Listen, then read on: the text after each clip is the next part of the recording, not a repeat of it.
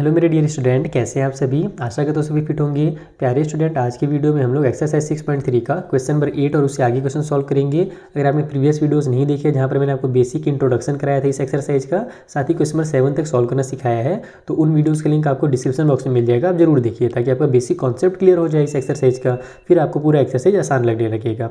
साथ ही जो मैं नोट्स प्रोवाइड कराऊंगा ना, उसका लिंक भी आपको डिस्क्रिप्शन बॉक्स में मिल जाएगा।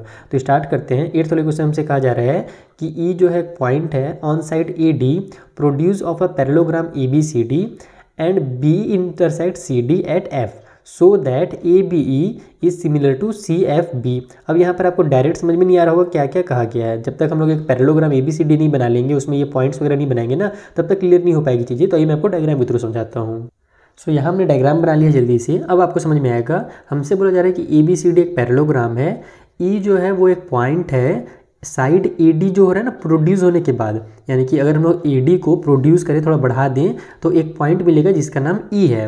अब बोल रहा हूँ उसके आगे कि B E intersect C D at F, यानी कि अब इस ई को बी से अगर मिला दें तो एक बी ई नाम का लाइन बन जाएगा, और ये बी ई जो है ना वो सी डी लाइन को एफ पर इंटरसेक्ट कर रहा है। यहाँ पर देखो intersected C D at F लिखा हुआ है। अब हमको ये शो करना है कि ट्रायंगल ए बी ई, देखो ए बी ई, ये जो ट्रायंगल है वो सी एफ बी, यानी कि सी एफ बी इस वाले ट्रायंगल के सिमिलर, ये बड़ा वाला जो ट्रायंगल है वो इस छोटे वाले ट्रायंगल के सिमिलर है। ये अपने को शो करना है। आइए शो कर देते हैं। तो देखो यहाँ पर हमें इन दोनों ट्रायंगल को आपस में सिमिलर प्रूफ करना है, तो इस तरीके से लिख लेंगे। सबसे पहले तो in triangle A B E and C F B. अब ध्यान दो, तो यहाँ पर हमारे पास जो ए बी है ना, सॉरी ए बी ई जो ट्रायंगल है उसका जो एंगल ए है, और सी एफ बी में जो एंगल सी है, दोनों के स्टार्टिंग वाला जो एंगल है वो दोनों आपस में क्या है, एक पैरेललोग्राम में है, और दोनों अपोजिट एंगल्स हैं। और हम क्या जानते हैं, किसी भी पैरेललोग्राम के अपोजिट एंगल्स आपस में इक्वल होते हैं। तो डायरेक्ट यहाँ पर आप लिखोगे कि एंगल ए जो है वो इक्वल है एंगल नंबर सी का। और क्यों इक्वल है, क्योंकि ये हमारे अपोजिट एंगल्स ऑफ पैरेललोग्राम, किसी भी पैरेललोग्राम के अपोजिट एंगल्स आपस में इक्वल होते हैं। उसके अलावा ये वाली लाइन और हमारे पास नहीं, ये नहीं, ये हमारी जो लाइन ए ई है और ये जो हमारी लाइन सी बी है, ये दोनों लाइन आपस में पैरेलल है, क्योंकि पैरेललोग्राम ही था हमारे पास। जो ए डी था उसी को तो आगे बढ़ा करके ए ई तक गया हुआ है ना, तो ये लाइन और ये लाइन आपस में पैरेलल हो जाएंगी। अब इसको ये एक ट्रांसवर्सल कट कर रहा है, बी से लेकर के ई तक अगर कट कर रहा है, तो देखो ये मैं ऊपर वाला लाइन बना रहा हूँ, ठीक है, सॉरी ये वाला को इधर वाला गलती से बन गया, ये मैं ए ई को बना देता हूँ और इधर मैं बी सी को बना देता हूँ इस तरीके से। अब ट्रांसवर्सल ऐसे कट कर रहा है, यहाँ पर बी है, यहाँ पर ई है, तो यहाँ जो एंगल बनेगा और यहाँ जो एंगल बनेगा, ये दोनों आपस में क्या कहलाएंगे, अल्टरनेट इंटीरियर एंगल कहलाएंगे। और अल्टरनेट इंटीरियर क्या होता है, इक्वल होता है, यानी कि ये वाला एंगल हमारा ए बी ई वाला, और इधर से हमारे पास ये वाला एंगल, ये हम लोग ए ई बी ले लेते हैं, और इधर से हम लोग सी बी एफ ले लेते हैं, इधर वाले एंगल को ले लेते हैं। तो ये एंगल और ये एंगल हमारे आपस में क्या हो जाएंगे, अल्टरनेट इंटीरियर एंगल हो जाएंगे।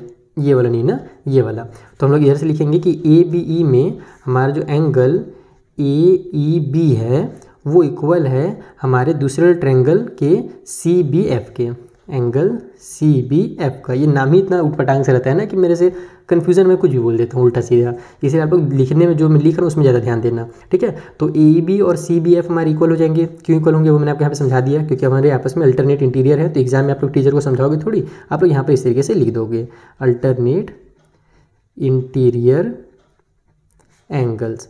अब दो एंगल हमारे पास इक्वल हो गए दो ट्रायंगल में, तो थर्ड वाला तो इक्वल होगा ही। इसका मतलब कि ये दोनों जो हमारे ट्रायंगल हैं आपस में क्या है, कॉन्ग्रुएंट है, कॉन्ग्रुएंट सॉरी सिमिलर हैं। तो यहाँ लिख दो आप लोग। मैं आज क्या क्या बक रहा हूँ भाई, लगता है मैं आज जल्दी एक्सरसाइज करके ना थोड़ा सा दिमाग की दही मेरी जम गई है, कोई बात नहीं, होता है, ये पहला वीडियो है, पहला क्वेश्चन इसीलिए।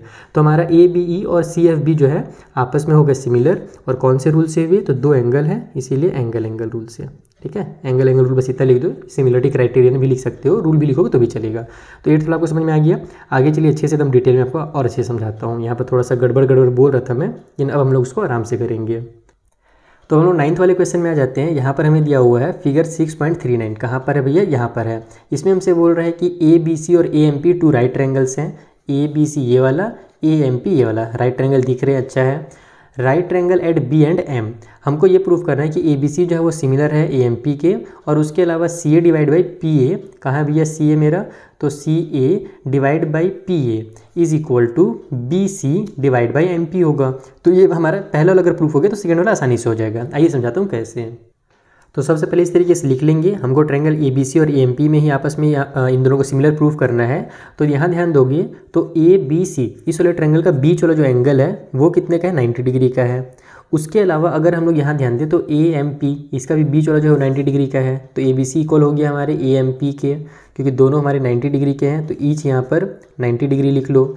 उसके बाद हमारे पास इन दोनों ट्रायंगल में जो एंगल A है वो दोनों में आ रहा है, ABC में भी शुरू वाला एंगल है और AMP में भी शुरू वाला एंगल है, यानी कि कॉमन एंगल है। तो राइट लिख दो कि एंगल A दोनों में कॉमन है, तो दोनों में इक्वल हो जाएगा। यहाँ पर साइड में आप लोग कॉमन एंगल भी लिख सकते हो, ऐसे लिख सकते क्या हो, लिख लेना, ठीक है। तो दो एंगल इक्वल हो गए, इसलिए हमारा जो ट्रायंगल ABC होगा वो सिमिलर हो जाएगा हमारे ट्रायंगल AMP के।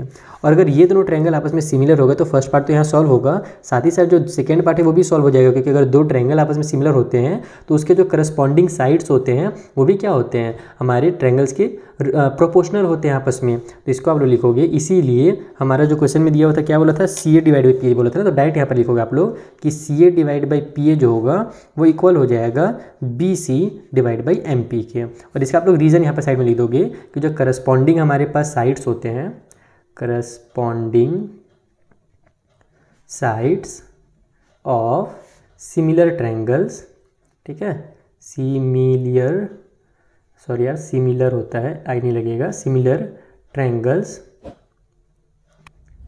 Are proportional. इस तरीके से आपको इसको कंप्लीट कर देना है। तो पहला पार्ट ही आपको करना है, पहला पार्ट अगर हो गया तो सेकंड पार्ट ऑटोमेटिक हो जाएगा। और ये जो पूरा चैप्टर है ना बहुत ही आसान चैप्टर है, बस आपको छोटे छोटे सॉल्यूशन बस दिमाग में बैठा लेने। रूल अगर आपने एक बार बैठा लिया, अगर आपने इंट्रोडक्शन और वीडियो देख लिया है ना, तो सारे क्वेश्चन आपसे ईजिली बन जाएंगे। अब आ जाते हैं हम लोग 10th वाले क्वेश्चन में। यहाँ पर हमसे बोल रहा है कि CD और GH जो है वो respectively the bisector of angle ACB and EGF such that D and H lie on side AB and FE of triangle ABC and EFG। यहाँ तक समझो जल्दी से, दो ट्रायंगल है, एक ABC है एक EFG है। हमने ट्रायंगल बना लिया जल्दी से, एक का नाम दे दिया ABC और दूसरे का FEG, जैसा क्वेश्चन में बोला था। उसके बाद हमसे बोल रहा है कि हमारे जो CD नाम का लाइन है और GH नाम, पहले CD इसको समझो, CD जो है वो बाइसेक्टर है ACB का। तो ACB को हमको क्या करना है, बाइसेक्ट करना है। तो बाइसेक्ट करने के लिए हम बीचों बीच से एक लाइन बनाएंगे। तो यहाँ पर जो पॉइंट आएगा इसका नाम D देना है, क्योंकि यहाँ पर हमसे क्वेश्चन में वही CD नाम दिया हुआ था। तो CD जो होगा, ये वाली जो लाइन होगी वो ACB की बाइसेक्टर हो गई। इतना क्लियर है। उसके बाद हमारे पास दूसरा बोला है कि जो GH है वो EGF की बाइसेक्टर है। तो यहाँ पर EGF यानी ये वाला एंगल का जो बाइसेक्टर होगा उसका नाम हमको GH दिया हुआ है। तो हमने इसको ऐसे कट किया, बाइसेक्टर का मतलब उसे दो बराबर पार्ट में डिवाइड करने वाला लाइन, तो ऐसे हमारा कट हो गया। उसके आगे इसी को हिंट बना, और एक चीज़ और हिंट में दिया हुआ था कि ये जो हमारे D और H है ना वो AB और FE के ऊपर आ रहे हैं। तो D देखो AB के ऊपर आ रहा है और H जो है वो FE के ऊपर आ रहा है। अब हमसे बोल रहा है कि ABC और FEG दोनों आपस में सिमिलर हैं, तो आपको ये तीनों चीज़ें शो करनी है। पहला तो CD divide by GH equal to AC divide by FG, पहला ये शो करना है। फिर DCB जो है सिमिलर होगा HGE का, और फिर DCA जो है वो सिमिलर होगा HGF का। तो कैसे करेंगे, एक एक पॉइंट को हम लोग समझते हैं जल्दी से। तो पहले वाले क्वेश्चन में आते हैं। सबसे पहले हमको ये हिंट दिया हुआ है कि ABC जो है वो सिमिलर है FEG का। हमको प्रूफ करना है CD डिवाइड बाई GH। हम लोग देखते हैं CD कहाँ पर बना है, CD यहाँ पर है, GH यहाँ पर है। तो CD डिवाइड बाई GH जो है वो इक्वल है AC डिवाइड बाई FG के। AC कहाँ पर है, तो AC यहाँ पर है और FG यहाँ पर है। हम जानते हैं कि अगर इनको आपस में इक्वल अगर प्रूफ करना है तो हमको ये वाला ट्रायंगल और ये ट्रायंगल को आपस में सिमिलर प्रूफ करना पड़ेगा, क्योंकि अगर ये दोनों आपस में सिमिलर होंगे तो उसके जो हमारे करस्पॉन्डिंग साइड्स होंगे वो ऑटोमेटिक क्या होंगे, प्रोपोर्शनल हो जाएंगे। जो हमको दिया हुआ है वो आ जाएगा। तो हमको इन दोनों को यहाँ पर सिमिलर प्रूफ करना है। तो कैसे करेंगे वो समझो।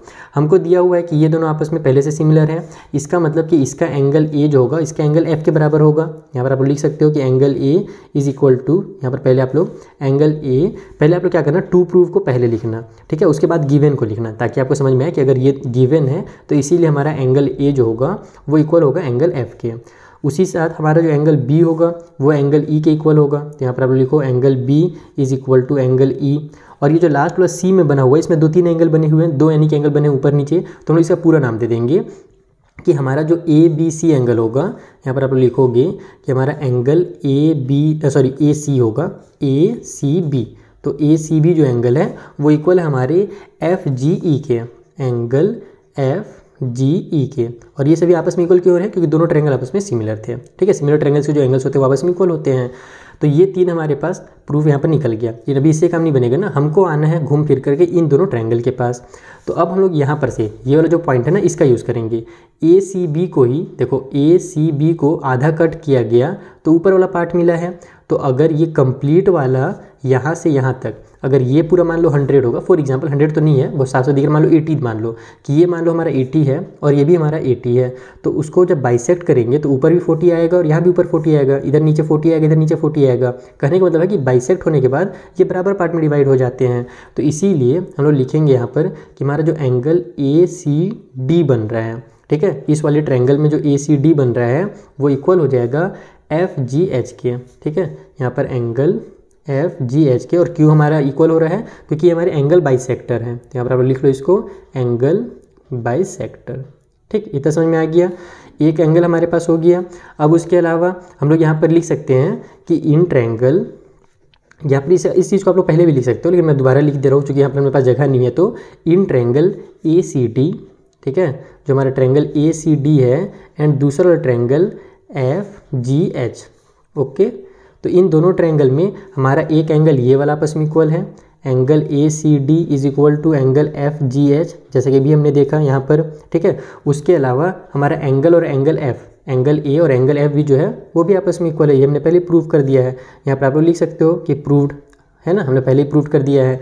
तो अगर दो एंगल इक्वल हैं तो इसका मतलब क्या हो कि हमारा ट्रायंगल जो ACD है वो क्या हो जाएगा, यहाँ पर सिमिलर हो जाएगा FGH के एंगल वाले रूल से।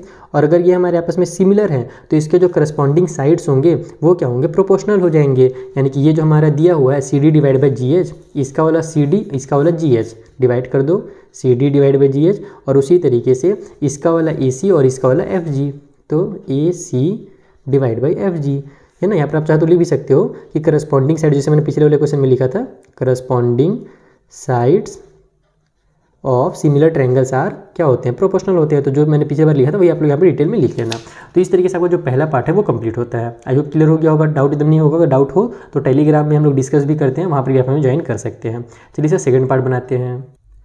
तो यहाँ पर जो सेकंड वाला है उसमें हमको ट्रायंगल जो DCB बना है और HGE जो है, ये दोनों ट्रायंगल को आपस में सिमिलर प्रूफ कर रहे हैं। तो इस तरीके से लिख लेंगे। अब देखते हैं DCB कहाँ पर है, तो DCB ये ट्रायंगल हो गया। HGE कहाँ पर है, तो HGE ये वाला ट्रायंगल हो गया। अब हम लोग देख रहे हैं कि हमारा एंगल B और एंगल E हमने पहले यहाँ पर प्रूफ कर दिया है। यहाँ शुरू में हमने एंगल B और एंगल E को आपस में इक्वल प्रूफ किया था। तो हमने यहाँ पर लिखेंगे पहले उसी के बारे में कि हमारा एंगल B जो है वो इक्वल है एंगल नंबर E के। और ये हमको कैसे पता चला, तो हमने पहले ही प्रूव है, तो प्रूवन या प्रूव्ड लिख सकते हो यहाँ पर आप लोग, ऑलरेडी प्रूव्ड है ये। उसके अलावा जैसे कि मैंने आपको बताया कि हमारा ACB जो था उसको अगर बराबर बराबर दो पार्ट में डिवाइड करोगे तो ऊपर और नीचे बराबर आएगा, क्योंकि ये क्या है, बाइसेक्टर है। तो इसका मतलब क्या हुआ कि DCB जो हमारा एंगल है ये वाला, और इधर से हमारा HGE जो है ये वाला एंगल, ये दोनों भी तो आपस में इक्वल हो जाएगा ना। जैसे ऊपर वाले इक्वल हुए वैसे नीचे वाले भी हमारे इक्वल हो जाएंगे। तो हमारा लिख दो कि हमारा जो एंगल है DCB वो इक्वल है हमारे एंगल HGE के। और क्यों इक्वल है, कि हमारे एंगल बाइसेक्टर है। यहाँ पर ये भी बता दो, क्योंकि एंगल बाइसेक्टर इसीलिए इक्वल है। तो फिर से दो हमारे एंगल इक्वल हो गए, तो हमारे पास जो ट्रायंगल दिया हुआ है, सॉरी DCB, ये यहाँ से सिमिलर हो जाता है दूसरे ट्रायंगल HGE का। सिंपल, ये भी यहाँ पर कंप्लीट होता है। तो जो हमारा थर्ड क्वेश्चन है ना, जो मैंने फर्स्ट बनाया है उसी का डुप्लीकेट है। यहाँ पर इसको बस DCA नाम दे दिया है, पहले हमने ACD नाम दिया था, उस तरीके से HGF नाम दे दिया, इधर हमने FGH दिया हुआ था। तो जो काम हमने यहाँ पर किया, सेम टू सेम काम हमको उतारना है। तो सबसे पहले हम लिखेंगे कि हमारा जो एंगल A है वो इक्वल है एंगल F के। देखो ना, DCA यही वाला ट्रायंगल है, HGF यही वाला ट्रायंगल है, तो दोनों का एंगल इक्वल है। तो लिख दो यहाँ पर angle A is equal to angle F, जो कि हमने पहले प्रूव कर दिया है। उसके अलावा हमारा ये वाला जो एंगल बन रहा है DCA, एंगल DCA वो इक्वल है हमारे इस वाले एंगल के, एंगल HGF के। और ये भी हमारा वही है, एंगल बाइसेक्टर की वजह से आप इक्वल है। तो यहाँ पर आप लिख दो एंगल बाइसेक्टर, ठीक है। तो यहाँ से हमारे दो एंगल हो जाएंगे, तो डायरेक्ट इसलिए आप लिख सकते हो कि जो हमारा DCA होगा वो सिमिलर हो जाएगा हमारे ट्रायंगल HGF के। तो यहाँ पर हमारा जो क्वेश्चन नंबर 10 है वो कंप्लीट होता है। आई होप आपको बहुत अच्छे समझ में आ गया होगा। आगे बढ़ते हैं, जो क्वेश्चन नंबर 11 है उसे भी समझते हैं। अगर कुछ डाउट होगा तो पूछिएगा आप लोग टेलीग्राम में। सो 11th वाले क्वेश्चन में कह रहा है कि इन फिगर 6.40, ये जो फिगर बना हुआ है इसमें E एक पॉइंट है ऑन साइड CB को जो प्रोड्यूस किया गया है एक आइसोस्केल ट्रायंगल ABC में, देखो ABC एक आइसोस्केलेटल ट्रायंगल है, उसके साइड CB को जब प्रोड्यूस किया गया तो एक पॉइंट E मिलता है। ओके, अब हमसे बोल रहा है कि with AB equal to AC, और इस आइसोस्केलेटल ट्रायंगल में मेरा जो AB है वो AC के इक्वल है। आइसोस्केल के दो साइड आपस में इक्वल होते हैं, तो ये दोनों साइड इक्वल हैं। अब बोल रहा है अगर AD परपेंडिकुलर हो किसके ऊपर, BC के ऊपर। देखो AD जो है तो 90 डिग्री का एंगल बना रहा है BC के ऊपर, साथ ही साथ EF नाम का जो लाइन है ना वो AC के ऊपर परपेंडिकुलर है, यानी कि 90 डिग्री का एंगल बना रहा है। तो हमको प्रूव करना है कि जो ABD नाम का ये छोटा सा ट्रायंगल दिख रहा है आपको, ये मेरा ECF के क्या होगा, सिमिलर होगा। चलिए कैसे प्रूव करना है, एकदम इजी मेथड से बता देते हैं आपको। तो देखो यहाँ पर हम लोग ध्यान देंगे सबसे पहले कि हमारा ABC जो ट्रायंगल है उसमें AB और AC आपस में इक्वल हैं। हमने क्लास 8 और 7 में क्या पढ़ा है कि जो भी अपोजिट साइड्स होते हैं किसी भी आइसोस्केलेटल ट्रायंगल के, अगर वो इक्वल हैं तो अपोजिट वाले जो एंगल्स हैं ना वो भी इक्वल होंगे। यानी इस साइड के इस वाला एंगल है ना ये अपोजिट में है, और इस साइड के अपोजिट में ये एंगल है, तो ये दोनों एंगल भी आपस में क्या होंगे, इक्वल होंगे। कभी भी आइसोस्केलेटल ट्रायंगल में दो साइड इक्वल होते हैं, साथ ही साथ दो एंगल भी इक्वल होते हैं। तो यहाँ पर हम वही लिखेंगे कि AB अगर इक्वल है AC का, है ना, इफ करके लिख दो आप लोग, इसलिए हमारा जो एंगल ABD होगा, है ना, एंगल ABD ये वाला एंगल, यहाँ पर मैं इसका नाम ABD इसलिए दे रहा हूँ क्योंकि मुझे इस ट्रायंगल से मतलब है, मुझे पूरे ट्रायंगल ABC से मतलब नहीं है ना। हमको दो ट्रायंगल कौन कौन से बोला गया है, ABD बोला गया है और EFC बोला गया है, इसीलिए मैं यहाँ पर ABD इसका नाम दूंगा इस वाले एंगल का। ठीक है, तो ABD जो होगा वो इक्वल हो जाएगा इस वाले एंगल के। अब इसका नाम क्या भैया, तो इधर से हमने छोटा वाला एंगल A नाम दिया ना, उसके बाद B और उसके बाद D दिया है, यानी 90 डिग्री को लास्ट में रखा है, तो इधर से हम लोग इसका नाम ECF देंगे, इस वाले एंगल का नाम, तो एंगल ECF। ठीक है, इतना समझ में आ गया कि ये दोनों आपस में इक्वल क्यों है, क्योंकि अपोजिट एंगल्स आप चाहो तो लिख भी सकते हो, opposite angles of equal sides are equal, ऐसे करके आप स्टेटमेंट लिख भी सकते हो, नहीं भी लिखोगे तो भी काम चल जाएगा। ठीक, अब हम लोग आ जाते हैं हमारे ट्रायंगल में। तो देखो इन ट्रायंगल, हमसे ट्रायंगल के नाम क्या क्या बोले गए थे भाई, वो भी मैं जल्दी से बुक से देखे लिखता हूँ। In triangle ABD and triangle ECF, ये दो ट्रायंगल में हम लोग को जाना है। तो पहला चीज़ जो है हमारा ये दोनों एंगल प्रूफ हो गया, यानी कि हमारा एंगल ABD जो है वो इक्वल हो गया हमारे एंगल ECF के, ये भी हमने यहाँ पर प्रूफ कर दिया। तो यहाँ पर हम इसको लिख देंगे शॉर्टकट में प्रूव्ड। ठीक है, उसके अलावा हमारा इसमें जो एंगल D बन रहा है और इसमें जो एंगल F बन रहा है ये भी तो आपस में इक्वल है, तो इसको हम लिखेंगे कि हमारा एंगल नंबर ADB इक्वल है हमारे एंगल EFC के, EFC का, क्योंकि दोनों हमारे 90 डिग्री हैं, तो यहाँ पर लिख लो ईच 90 डिग्री। और अगर दो एंगल्स आपस में इक्वल हो गए तो इसलिए हमारा जो ट्रायंगल ABD होगा वो यहाँ पर सिमिलर हो जाएगा हमारे ट्रायंगल ECF के। तो ये देखा कितना सिंपल सा क्वेश्चन था। तो बस आपका कॉन्सेप्ट क्लियर रखो, सारे क्वेश्चन सिंपल लगेंगे। आगे बढ़ा जाए।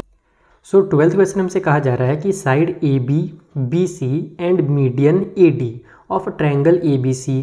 यहाँ पर जो एक ट्रायंगल आपको ABC दिख रहा है, इसमें साइड AB, BC और ये जो मीडियन AD है ना, ये तीनों प्रोपोर्शनल है इस वाले ट्रायंगल के PQ, QR और मीडियन PM के।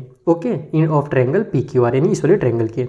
देखो यहाँ पर कौन कौन सा, AB जो है वो PQ का प्रोपोर्शनल में आ जाएगा, उसके अलावा BC जो है वो QR में आ जाएगा, और इसका मीडियन AD, इसका मीडियन PM है ना, या फिर MP जो भी दिया था, कहा दिया था PM दिया हुआ था।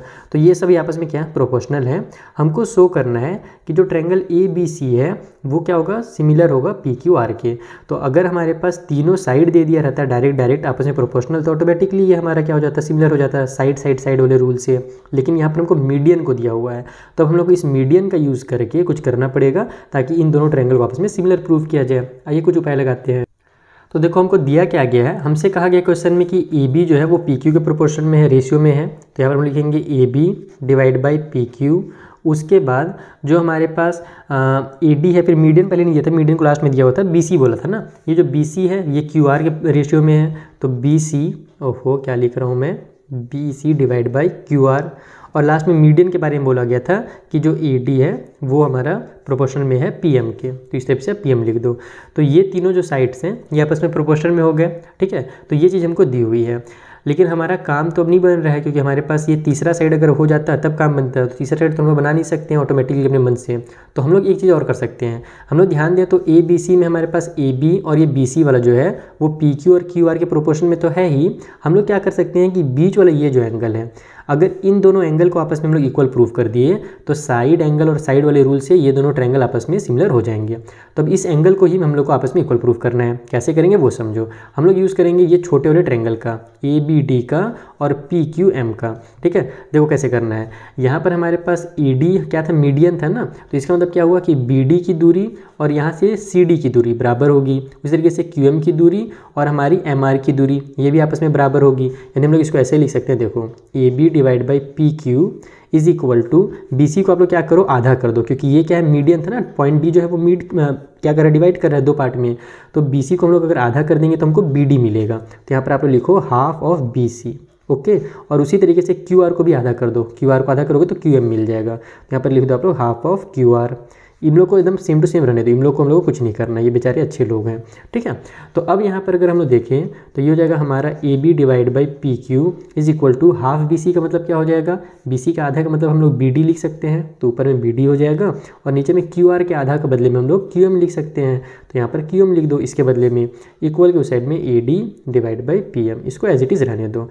अब आ जाओ आप लोग ट्रायंगल में। तो यहाँ पर हम लिखेंगे कि इन हमारा जो ट्रायंगल बना हुआ है, एक हमारा ADB है या फिर ABD जो नाम देना चाहो, मैं ABD दे देता हूँ, एंड दूसरा वाला जो ट्रायंगल है PQM। इन दोनों ट्रायंगल में हमारे पास ये जो हमारा क्या बोलते हैं, दो ट्रायंगल है, या फिर आप लोग कह लो कि दो हमारे जो रेशियो है ये दोनों क्या है, आपस में प्रोपोर्शनल में है। यानी कि हमारा AB divide by PQ is equal to BD divide by QM, और ये इक्वल है हमारे AD डिवाइड बाई PM के। ये तीनों चीज़ें आपस में जो है ये हमारे इन दोनों ट्रायंगल के, यानी कि जो हमने ट्रायंगल ABD लिया हुआ है और PQM लिया हुआ है, इसके ही साइड है। तो इसके तीनों साइड आपस में क्या हो गया, प्रोपोर्शनल में हो गए। इसका मतलब क्या हुआ कि अगर तीनों साइड आपस में प्रोपोर्शनल हैं तो हमारा जो ट्रायंगल ABD होगा वो यहाँ से सिमिलर हो जाएगा हमारे ट्रायंगल PQM के। इतना क्लियर है, क्योंकि हमारे तीनों प्रोपोर्शन में लिया है हमने। यहाँ पर इस काम को इसीलिए किया था ताकि ये तीनों आपस में प्रोपोर्शन में आ जाए, प्रोपोर्शनल हो जाए। तो ये दोनों आपस में क्या हो गया, सिमिलर हो गए। कौन से रूल से हुए, तो हमारे साइड और साइड वाला रूल कहा जाता है। जब कभी तीनों हमारे साइड्स प्रोपोर्शनल हो जाते हैं तो उसको साइड सिमिलरिटी क्राइटेरियन कहा जाता है, या शॉर्ट में आप रूल भी लिख सकते हो। ठीक है, अब अगर ये दोनों साइड आपस में ये दोनों ट्रायंगल अगर आपस में क्या है, सिमिलर हो गए, तो इसके जो एंगल्स होंगे, करस्पॉन्डिंग एंगल्स, वो भी सिमिलर हो जाएंगे। यानी कि हमारा ये जो एंगल है, यहाँ पर लिखो आप लोग, एंगल ABD जो है वो इक्वल हो जाएगा हमारे एंगल PQM के, क्योंकि ये वाला ट्रायंगल और ये ट्रायंगल सिमिलर हो गया, तो ये वाला एंगल और ये एंगल भी आपस में इक्वल हो जाएगा। यहाँ पर आप लोग लिख सकते हो कि corresponding angles of similar triangle. ठीक है, सिमिलर ट्रायंगल्स, इस तरीके से आप लोग लिख देना। तो यहाँ पर अब ये दोनों एंगल इक्वल हो गए। अब हम लोग आ जाते हैं पूरे ट्रायंगल में। यहाँ पर अब आप लिखो कि in triangle ABC and triangle PQR, इन दोनों ट्रायंगल के अंदर हमारे पास ये वाला जो एंगल है, सबसे पहले तो हमारा ये जो साइड था AB, ये लिख लेते हैं हम लोग, जो शुरू में हमने देखा था कि AB जो था वो डिवाइडेड बाई PQ था एंड इक्वल टू हमारा BC डिवाइडेड बाई QR था। ठीक है, मैं BC को बार बार QQ लिख देता हूँ भाई, तो ये हो जाएगा QR। तो ये हमको शुरू में ही दिया हुआ था, देखो AB डिवाइड बाई BQ, नहीं यार BC नहीं था, सॉरी कुछ गड़बड़ हो रहा है क्या, क्या दिया हुआ था, हाँ BC दिया हुआ था। AB divide by PQ is equal to BC divide by QR, ये हमको दिया हुआ था, ये हमने लिख लिया। या आप लोग यहाँ पर लिख भी सकते हो गिवन शॉर्टकट में। और उसके अलावा हमारा ये दोनों जो एंगल है जो हमने प्रूव किया, तो वो लिख दो कि एंगल ABD जो है वो इक्वल हमारे PQM के, और ये हमने अभी प्रूव किया है, तो प्रूव्ड। तो इसलिए अगर हमारे पास एंगल हमारे आपस में इक्वल हैं और उसके जो साइड है वो प्रोपोर्शनल है, तो इसका मतलब इसलिए हमारा जो ट्रायंगल ABC होगा वो सिमिलर हो जाएगा हमारे ट्रायंगल PQR के। कौन से रूल से हुआ, तो साइड एंगल और साइड वाले रूल से हुआ। यहाँ पर ये ध्यान रखना कि ये साइड, ये एंगल, ये साइड, ये साइड, ये एंगल, ये साइड, तो इसको साइड एंगल साइड रूल कहा जाता है। तो इस तरीके से आपका क्वेश्चन नंबर 12 जो है वो कंप्लीट होगा। आई होप आपको सारे क्वेश्चन बहुत अच्छे समझ में आ गए होंगे। इस वीडियो में अगर कहीं भी डाउट हो तो पूछिएगा हमारे इंस्टाग्राम टेलीग्राम में। अब हम लोग मिलेंगे नेक्स्ट वीडियो में, जहाँ पर जो बचे हुए क्वेश्चन है ना उन्हें भी मैं आपको इसी तरीके से बेसिक कॉन्सेप्ट के साथ समझा दूंगा। तो मिलते हैं बच्चों नेक्स्ट वीडियो में, तब तक के लिए थैंक यू फॉर वॉचिंग।